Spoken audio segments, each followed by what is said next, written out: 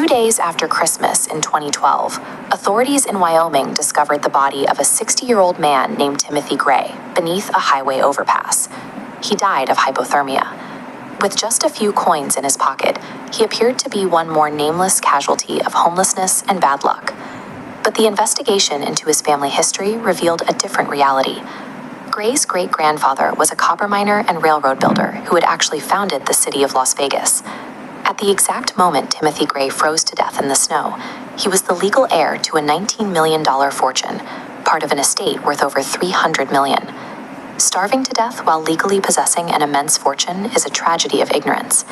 Yet, as our society struggles with a rising sense of hopelessness, it appears we are repeating this same mistake on a spiritual level. Despite being the most technologically connected and entertained generation in history, the data shows a troubling trend: a 24% spike in suicide rates in the United States since 1999. When life is viewed through a strictly secular lens, the world is reduced to a few decades between a birth and a hearse.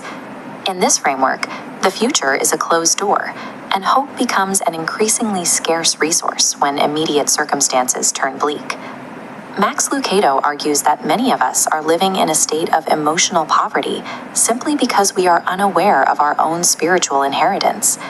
Like Timothy Gray, we are dying under an overpass while owning a fortune. This creates a fundamental choice in how we build our lives. Do we rely on the shifting sand of daily circumstances, our health, wealth, or status? Or do we anchor ourselves to the more durable foundation of divine promises? To survive this era of anxiety, we have to look past our current struggles and conduct a thorough audit of the assets we have already inherited. Most of us are conditioned to find our value through external metrics. We look to corporate titles, our bank accounts, or our physical appearance to answer the question, am I important? The first inherited asset changes that calculation. It is the concept of being image bearers, the idea that every human is permanently stamped with the nature of their creator. This means your worth is intrinsic and held by the one who made you. It remains intact regardless of your personal failures or your standing in the eyes of the world. Standing on this promise provides a steady baseline for self-worth, preventing it from fluctuating every time societal standards or cultural trends shift. There is a constant pressure to forget these assets, a divider that works to keep you focused on your temporary pain and isolated from your potential. But the power of this force is often an illusion. Like a cornered mouse baring its teeth and hissing to appear dangerous, its primary weapon is deception, not actual authority.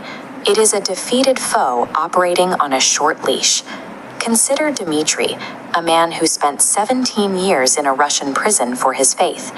He lived in a cell barely large enough to take a single step, surrounded by officials who mocked him and guards who tortured him.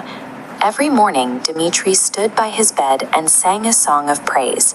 He used prayer as a direct line to his inheritance, refusing to let the prison walls define his reality. When he was finally marched toward execution, 1,500 fellow inmates, criminals who had heard him sing every day, raised their voices to stop the guards. Dmitri's survival shows that even in a concrete cell, the connection to these promises remains active. No earthly environment is powerful enough to block these assets from reaching someone who claims them. Every day, you choose your building materials. You can source them from the warehouse of regret, pain, and fear, or you can build your life from the storehouse of hope. Lucado once found his own foundation tested by an uncontrollable shaking in his left thumb.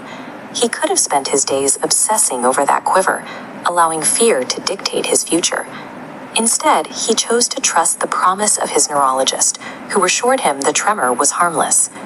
True, unshakable hope is not the naive belief that problems won't arise. It is the structural integrity that allows you to withstand a storm because your foundation is anchored in something that cannot be broken.